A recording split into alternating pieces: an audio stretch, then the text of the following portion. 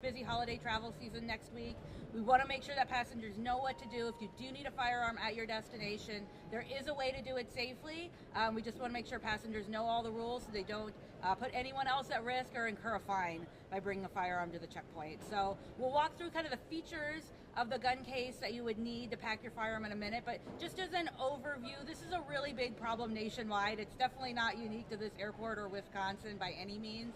We have had more than 5,000 firearms stopped at airports across the country so far this year. We are on pace nationwide to set a record at the end of this year for firearms stopped at the checkpoint. Here in Milwaukee, we've had 19 firearms stopped so far this year. Last year we had 21.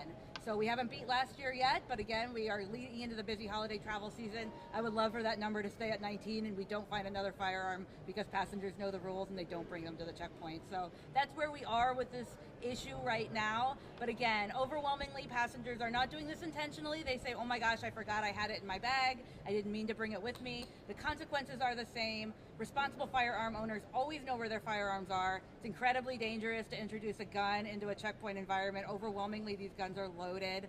So we really just want to remind passengers, if you are traveling with a firearm, do it the right way. It needs to go with your checked baggage. It never goes to the checkpoint, and make sure that you're following the rules. We do give a fine if you bring a firearm to the checkpoint. You can pause.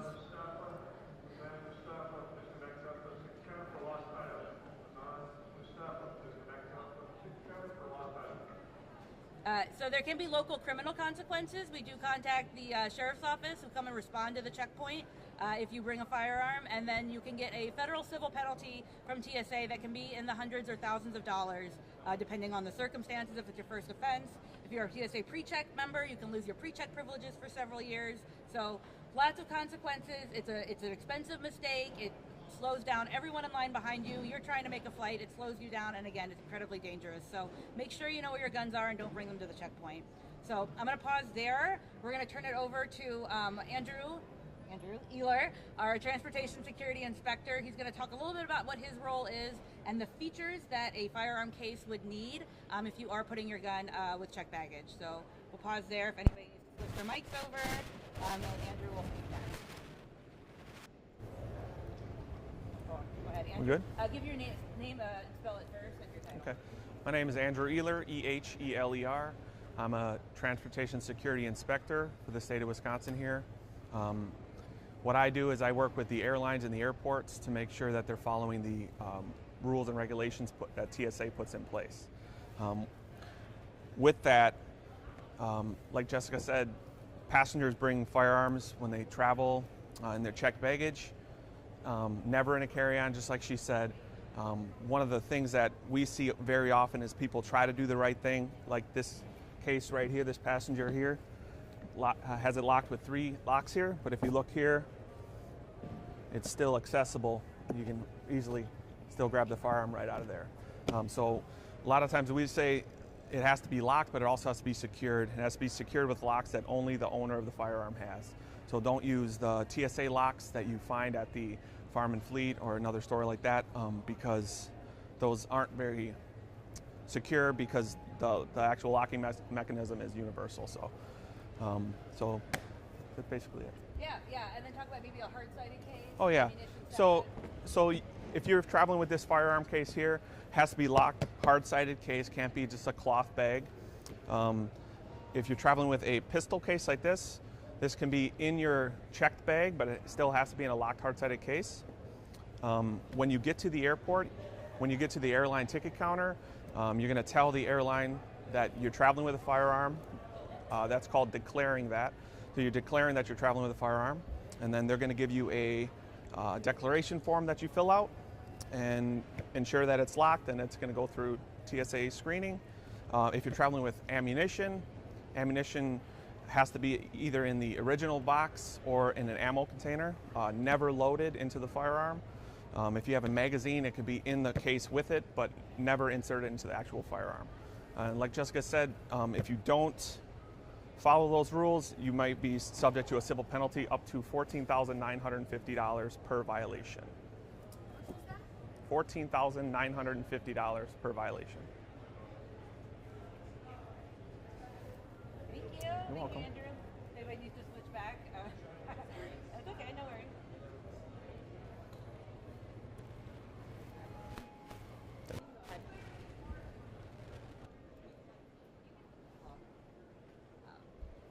Thank you, Andrew. So that was, a great overview. We'll have more time at the end if we want to get some shots of the cases. But again, hard-sided cases, they have to be able to lock, be secure. And then the last point he made about declaring it, that's a really important step. We've absolutely had passengers who pack correctly, they do everything right, it's locked, and then they don't tell the airline that there's a firearm, and you can also get a federal civil penalty for that. So make sure you are declaring it properly with the airline. So I'm going to pause for a minute from that announcement. Thank you. I'm going to pause from the firearms and just talk about some general holiday travel tips, because we're going in next week. It's going to be a really busy week here at General Mitchell and airports across the country. And then at the end, we'll do questions if you have any firearm questions or any other kind of questions. So just a reminder, I really want people to really think about holiday travel as kicking off starting this Friday. Not everybody's flying on Tuesday and Wednesday anymore. People are really making a longer week out of it. We're seeing our throughputs expanding that weekend before Thanksgiving. So I would say starting Friday, make sure you are giving yourself plenty of time. We recommend 2 hours before your flight. Consider every step of your travel journey. It's not just 2 hours to get through TSA. You really want to give yourself enough time to park, return your rental car, check those bags, especially if you're checking a firearm, and then get to your gate after you get through TSA. Look at the boarding time as well. A lot of times passengers will try and bring bags through the TSA checkpoint that are oversized or maybe have inappropriate items in them because they missed their check bag cutoff time based on the boarding time of their flight. So pay attention to all those things. Check your app, make sure you're in touch with your airline, and you know when your flight is boarding and if there's been any delays associated with it. And then my other tip is to pack smart. What we mean by that is don't bring any prohibited items, don't put anything in your carry-on bag that's going to get stopped when you go through the checkpoint. Start with an empty bag. You're much less likely to put an item in your bag that you don't need or don't know that you have versus grabbing a bag from your last trip that you don't really remember what's inside of it. Start with an empty bag. If you have a question whether an item can go in your check bag or your carry-on, go to our website, tsa.gov. We have a feature called What Can I Bring? It gets very specific. You can type the name of an item. It will tell you what bag you can pack it in, whether you can bring it or not. It saves you so much time to put that time in at home when you're packing versus you're at the checkpoint, you're stressed, there's a line behind you, you're trying to decide, do I want to abandon this item? Do I want to try and run it back to my car? You're trying to make a flight. We don't want to take any item from you that means anything for you, so make sure you're giving yourself enough time, packing smart, not bringing prohibited items to the checkpoint. And then I will talk just briefly, because Thanksgiving is coming up, about Thanksgiving foods. It's a big food holiday. We want people to know what to expect. Food generally is okay through the checkpoint, but remember our liquids rule. So anything 3.4 ounces or under is okay in your carry-on bag. Over needs to go in your check bag. Our rule is if you can spread it, smear it, pump it, spray it, or pour it, those count as liquids. So peanut butter, cranberry sauce, gravy, wine, anything like that counts as a liquid, needs to be under 3.4 ounces, or it needs to go in your checked baggage. But turkey, stuffing, most of the desserts, cakes, pies, cookies, baked goods, those are fine to go in your carry-on. Just let the officer know that you're bringing food through, because sometimes food does require extra screening, but again, any of those desserts, anything solid, that's fine to go in your carry-on bag. And I will pause there. We'll take a break, and you guys have any questions? We can talk about the firearms or Thanksgiving travel stuff. Forgive me if this was mentioned already, but as far as, say someone does get caught with a firearm and it's in their carry-on or whatever, the licensing of having their concealed carry on license, of course they'll probably still get fined, but talk about a little bit the importance of like making sure you have your licensing on your probably works. Yeah, so I'm gonna wait for that one. Yeah. So again, local law enforcement has discretion how they handle this. So we call the Milwaukee County Sheriff's Office, and they decide whether someone will be arrested or cited that day or not. Just as in any sort of criminal case, they have discretion whether or not to arrest someone. Same here, but they definitely do take note whether someone is a concealed carry license holder or not. Great reminder, even if you are, you still can't bring a gun to the checkpoint. You still are need to follow the rules the same as anyone else, but they certainly would ask that question.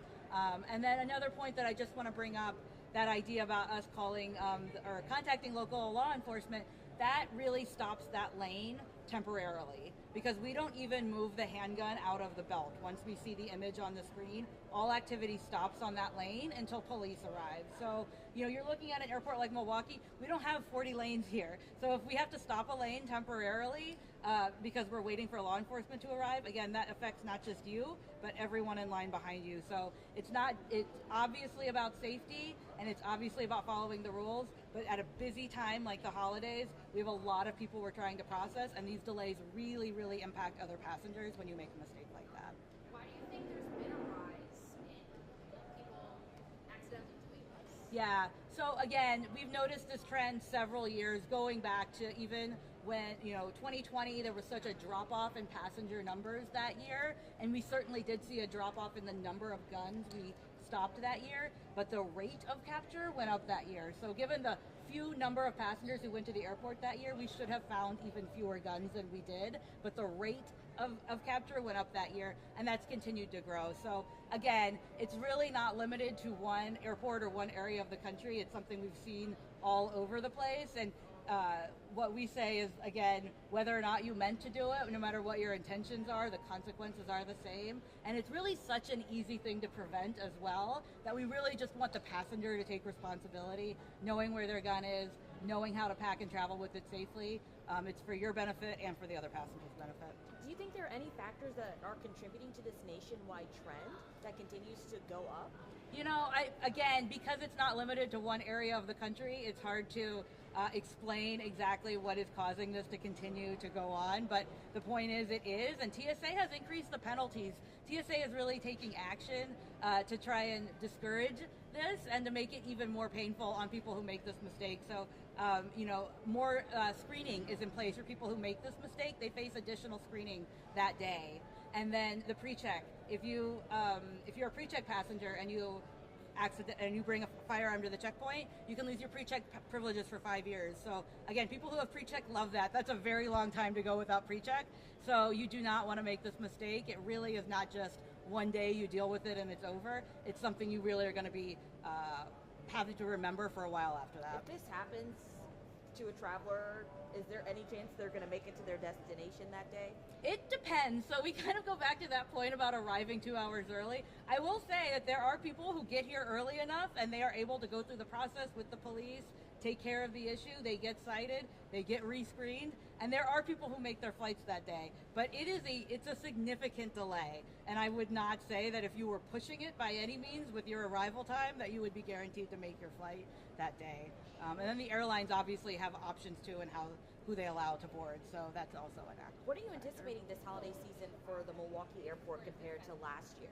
Yeah, so we are, again, nationwide looking at this Sunday after Thanksgiving could be the busiest day ever across the country. So we are looking at throughput volumes that could exceed at time pre-pandemic or even meet where we were pre-pandemic levels. As we get closer to the weekend, I'll follow up with you guys and I will have better throughput predictions. We work with our airports and our airline partners because we want to staff appropriately based on the number of people going through. We want to know how many people to expect. So those numbers are in flux as we get closer to the weekend, but I am planning on following up as we get closer with some throughput. But nationwide, we're looking at 30 million people over the holiday period. And again, we consider that 12 days. We start on Friday and then go till after the weekend after Thanksgiving. So it's a long period of time. We notice that people are traveling over more days now. It's not so concentrated on the days leading up to Thanksgiving. But again, a reminder, if you're flying that Sunday after Thanksgiving, that's really the day that everyone's trying to get home. Make sure you give yourself plenty of time that day. So normally only the whole guns that when you find is 19. I'll let you, do you feel like overwhelmingly people bring handguns to the checkpoint? Yeah. Just because, again, this is I think it's really hard to forget that you're carrying that. Yeah. Anything we didn't touch on? Yeah. Cool. All right, thank you guys. So yeah, we have plenty of time. If you want to get some tight shots, we can go through the gun cases again, or if you want to do pull-asides, we can talk some more too. The main terminal to retrieve a personal medical item.